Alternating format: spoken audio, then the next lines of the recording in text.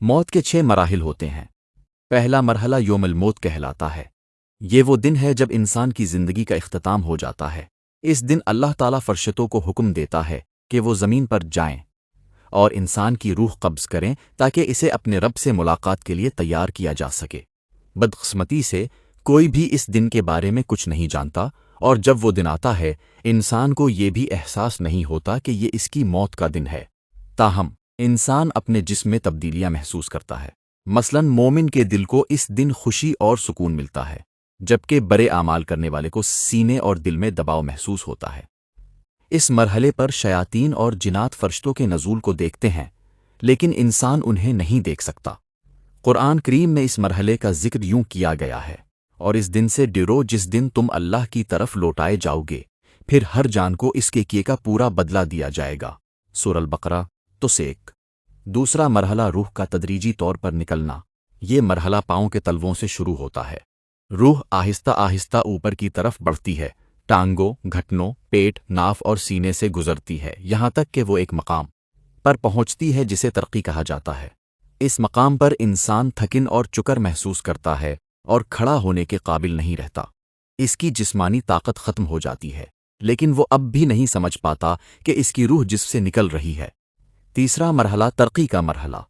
قرآن کریم میں اس کا ذکر یوں آیا ہے: ہرگز نہیں، جب روح حلق تک پہنچ جائے گی اور کہا جائے گا کون جھاڑ پھونک کرے گا، اور وہ سمجھے گا کہ یہ جدائی کا وقت ہے، اور ایک پنڈلی دوسری پنڈلی سے لپٹ جائے گی۔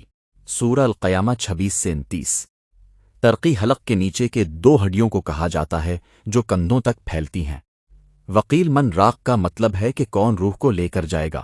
یہ وہ وقت ہوتا ہے جب لوگ ڈاکٹر یا ایمبولینس بلانے یا قرآن پڑھنے کی بات کرتے ہیں، لیکن انسان ابھی بھی زندگی کی امید رکھتا ہے۔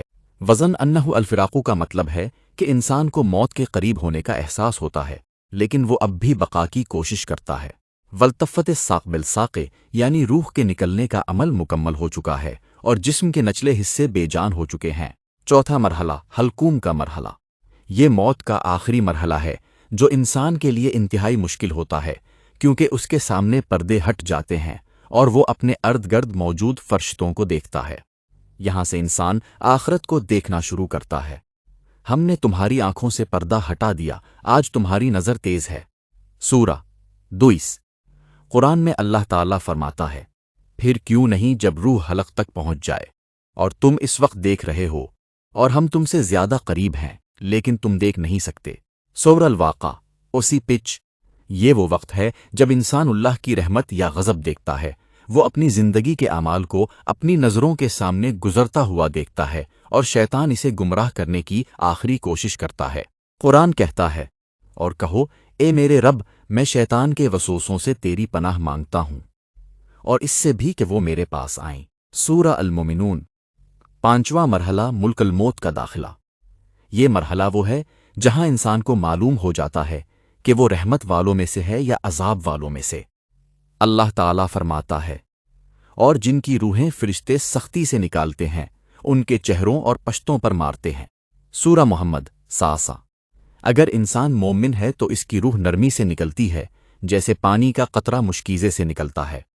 اللہ فرماتا ہے: اے اطمینان والی روح، اپنے رب کی طرف لوٹ، راضی اور مرضی اور میرے بندوں میں شامل ہو جا اور میری جنت میں داخل ہو جا۔ سفرہ 36۔ چھٹا اور آخری مرحلہ۔ یہ مرحلہ وہ ہے جب انسان کی روح مکمل طور پر جسم سے نکل جاتی ہے۔ اگر وہ گناہ گار ہے تو کہتا ہے: اے میرے رب، مجھے واپس بھیج دے تاکہ میں نیک عمل کر سکوں۔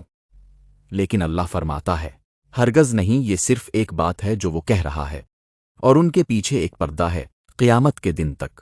سورۃ المومنون 9۔ اور موت کی سختی حق کے ساتھ آئے گی، یہی وہ ہے جس سے تم بھاگتے تھے۔ سورۃ۔ یہاں مومن کے لیے جنت کی بشارت ہے، جبکہ گناہ گار کے لیے عذاب کی وعید۔ ایک مفسر سے پوچھا گیا کہ لوگ موت سے کیوں ڈرتے ہیں؟ انہوں نے جواب دیا: کیونکہ تم نے دنیا کو آباد کیا اور آخرت کو برباد کر دیا۔ اے میرے اللہ، ہمارا آخری خاتمہ دین اسلام پر فرمانا۔ آمین۔ Stories with me. I 8 subscribe my channel, like and share, pals.